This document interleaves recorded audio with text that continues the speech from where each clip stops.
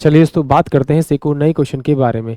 इस क्वेश्चन में एग्जामिनर ने कहा एक माल को 2/3 हिस्सा 5% लाभ और शेष 2% हानि पर बेचा गया।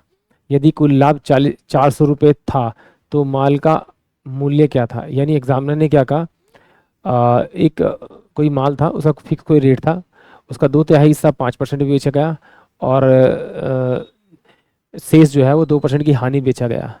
तो यदि कुल लाभ जो उसका था 400 रुपये था तो माल का मूल्य क्या होगा।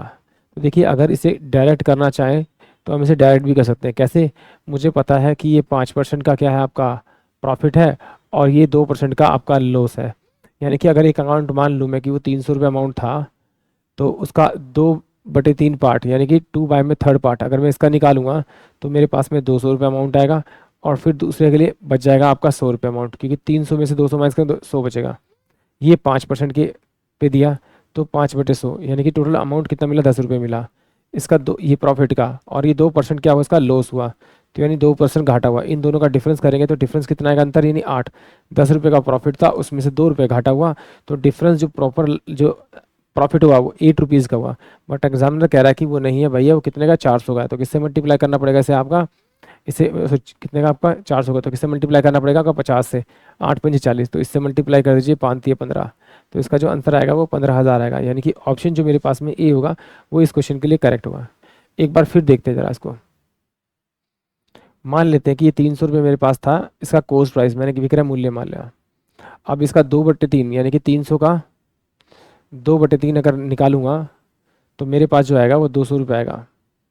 तो अगर इसमें से 200 माइनस करूंगा तो दूसरे के लिए 100 रुपये आएगा। इसको बेचा इसने 5% के प्रॉफिट पे, तो बेचा कितने में होगा 105/100 में। इसको बेचा होगा 98/100 में बेचा होगा। इससे इसको काटेंगे तो कितना होगा 5×2 = 10 और 2, यानी कि इससे 210 रुपये इसका विक्रय मूल्य मिला होगा। इससे अमाउंट जो मिला होगा बेचने के बाद में 210 रुपये मिला होगा। इसको सॉल्व करेंगे तो इसको इसका मिला होगा 98 रुपीज़। इन दोनों को अगर मैं प्लस करूंगा तो टोटल जो मेरे को सेलिंग प्राइस मिला वो कितना मिला 8 ये होगा 8 0 और ये 3, यानी कि 300 रुपये उसका किराया मूल्य था, मिला कितना 308 रुपये। इन दोनों का जब मैं अंतर करूंगा तो अंतर कितना आ रहा है मेरे पास में 8 रुपये, बट जबकि तो ये क्या है, ये किराया मूल्य था और ये क्या था मेरे पास विक्रय मूल्य। इन दोनों का अंतर तो मेरे पास प्रॉफिट होगा क्योंकि विक्रय मूल्य बढ़ा है, बट प्रॉफिट कह रहा है कि वो 400 है। तो इसे किससे मल्टीप्लाई करना पड़ेगा 8 को 550 से, 50 से मल्टीप्लाई 400 हो जाएगा, तो इसी से मल्टीप्लाई कर दीजिए तो ये आ जाएगा आपका 15,000। यानी कि ऑप्शन जो आपके पास में ए होगा वो इस क्वेश्चन के लिए करेक्ट होगा। आई होप आप सभी क्वेश्चन समझ में आया होगा।